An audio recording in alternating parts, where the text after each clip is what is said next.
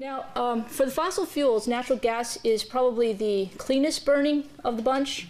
It doesn't mean that it's clean, okay? Some people get that confused. They say, oh, natural gas, that's the way to go because it's a clean burning fuel. Unfortunately, it still produces carbon dioxide and other pollutants in the atmosphere. It's just a little cleaner than the other types. So, carbon dioxide emissions, natural gas produces about 117 pounds per million BTU.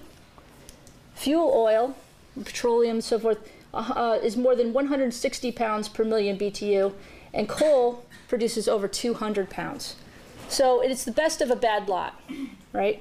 I mean, if you could use some alternative energy sources, cleaner sources like water, hydroelectric, wind, solar, those are obviously going to produce little or no CO2, whereas the fossil fuels, do produce quite a bit. Natural gas, when you get it out of the ground, is mostly methane, and methane is one of the bigger greenhouse gases. If we all talk about CO2 emissions and so forth, but methane actually is one of the worst greenhouse gases that we have. We don't worry about it quite as much because we don't produce as much as you might think. I think when they think about methane and production, they're looking at cow emissions and rice emissions from from rice paddies when they're harvesting, and those are like the big methane producers for us. And of course, we produce it in other ways. But when we're looking at production of greenhouse gases, carbon dioxide is by far the one that is produced the most by various countries, and the one that we can most easily control. All right, but natural gas in itself is, for the most part, methane, which is a greenhouse gas. Now, methane leaks into the atmosphere from various sources, coal mines, okay, it's degassed from coal mines, oil and gas wells. So you produce it, you get a nice oil well formed, and there's gas in that well along with the oil.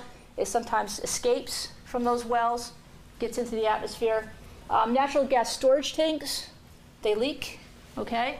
Pipelines, there's often leaking there, and in processing plants. So all the way along, it's a gas, so it's very difficult to contain and control, and so you're always going to have leaks along the system. All right, those get into the atmosphere. And so they've decided that, or they've calculated that leaks account for about 25% of the total U.S. methane emissions, which is pretty substantial. Where the natural gas is produced but can be transported economically, so in various methods. So when they're working with oil and gas wells and they can't really recover that gas easily, what they do is they burn it off. With the idea being that it's better to put carbon dioxide from this natural gas into the atmosphere rather than the methane itself. The methane is actually a worse greenhouse gas, and so they'll just flare it off. And so you'll see this happening quite a bit. The first gas that comes out of the pipe when they're doing the drilling, they usually flare off that as well. All right, again, that is actually an environmental. There's an environmental reason for that. They're just trying to get some of the methane out of the atmosphere by burning it.